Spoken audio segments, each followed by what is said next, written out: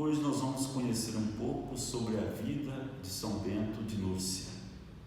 São Bento nasceu em 480 e morreu em 547, ou seja, o seu grande ministério foi exercido no século VI.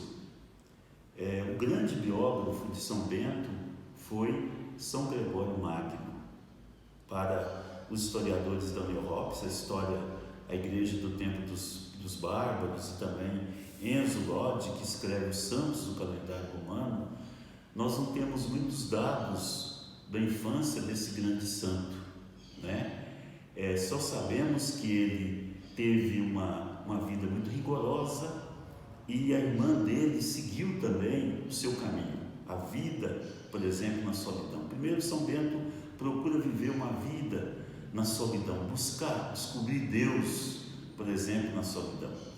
O contexto que São Bento exerce o ministério é muito interessante a gente lembrar que Roma já havia caído.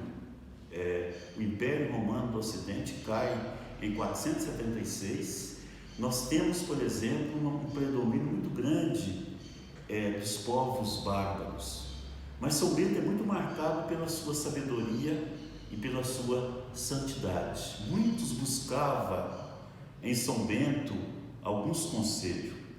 Tem uma história muito interessante na vida desse santo, que um rei bárbaro queria testar a sabedoria e a santidade de São Bento. E ele mandou um escudeiro seu, vestido de rei, para desafiar esse padre, esse santo. E São Bento, ao ver aquele escudeiro aproximando, ele gritou: "Você tira essa roupa, porque essa roupa não lhe pertence, essa roupa é do rei." E quando o rei aproximou de São Bento, ele falou: "Olha, você faz muito mal à humanidade e vai ter ainda 10 anos, 9 anos de governo. No 10º ano você vai morrer." E assim aconteceu na vida desse rei bárbaro. Mas São Bento é muito conhecido pela sua regra. A regra de São Bento foi difundida muito entre os mosteiros do Ocidente. A preocupação dele é com a questão da oração, o trabalho e o descanso. A vida do monge é muito marcada pelo ora et labora, oração e trabalho, né? Os votos, por exemplo, de pobreza, de obediência, é muito marcado nos monges beneditinos.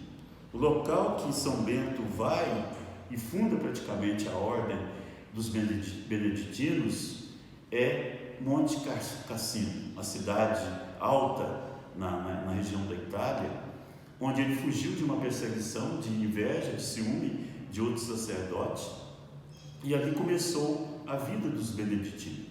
Durante a vida de São Bento, havia apenas 3 mosteiros. 100 anos após a morte desse monge, já havia mais de 100 mosteiros espalhados por toda a Europa. Havia mosteiro de 200 até 1000 monges, né? E o Ocidente se deve muito à vida dos monges, porque os monges dos mosteiros que nós vamos ter uma conservação muito grande da cultura, do livro, que ficou, por exemplo, a igreja vai ser o grande baluarte da cultura da cristandade. Nós devemos isso o quê? Aos mosteiros.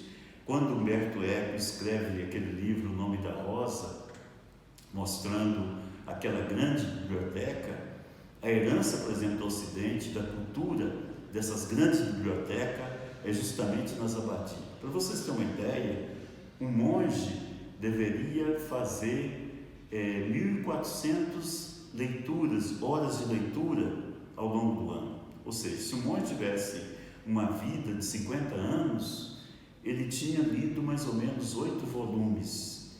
Então, os mosteiros que são os grandes baluartes da cultura. Então, o Ocidente se deve muito à vida monástica.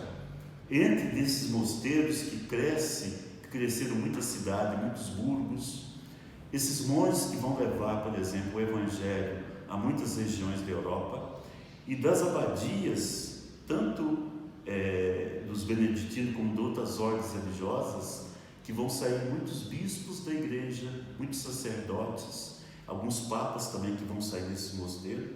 Então o Ocidente se deve muito à vida monástica, e São Bento é o patriarca, é o pai, por exemplo, da vida monástica do Ocidente, com o seu lema: oração e trabalho para melhor glorificar a Deus.